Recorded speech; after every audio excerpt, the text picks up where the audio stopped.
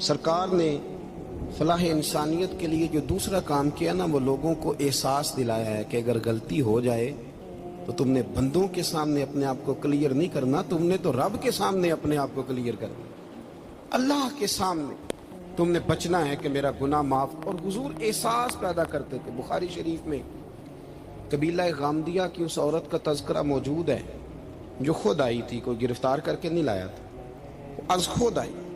احساس پیدا ہو گیا نا گناہ کا۔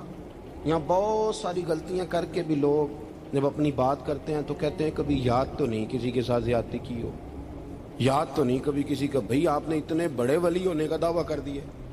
انسان تو انسان رہتا ہے۔ بڑے بڑے لوگ کہہ گئے کہ یا اللہ اگر انجانے میں بھی بھول گئے ہیں تو ہم سے درگزر فرما، لیکن جب ہم تیار ہی نہیں ماننے کو۔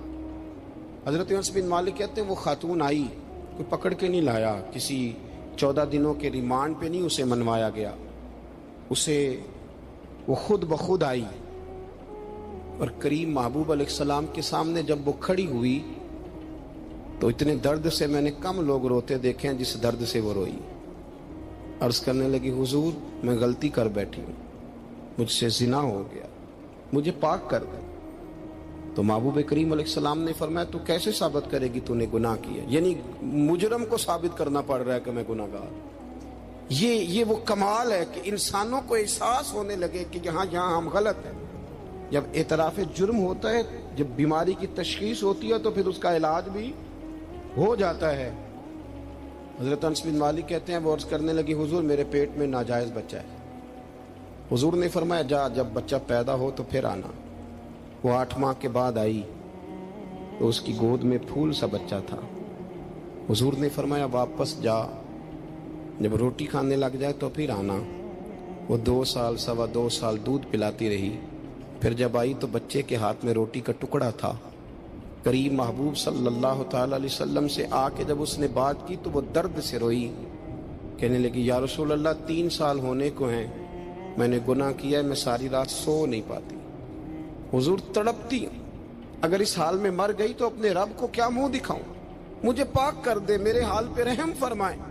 محبوب کریم صلی اللہ علیہ وسلم نے بچہ ایک صحابی کو دیا، فرمایا بچوں کی طرح پالنا، اور کہا اسے لے جاؤ، پتھر مار مار کے اسے سنسار کر دو۔ صحابہ کہتے ہیں اسے پتھر لگ رہے تھے اور حضور بے چینی کے ساتھ ٹہل رہے تھے۔ آ کے خبر دی حضور وہ تو وصال کر گئی، انتقال ہو گیا۔ فرمایا یہاں تک تو بات اس کی تھی۔ حضرت انس بن مالک کہتے ہیں اب محبوب کریم نے صحابیات سے فرمایا اسے غسل دو، کفن پہناؤ، جنازہ تیار ہو جائے تو مجھے خبر کرنا۔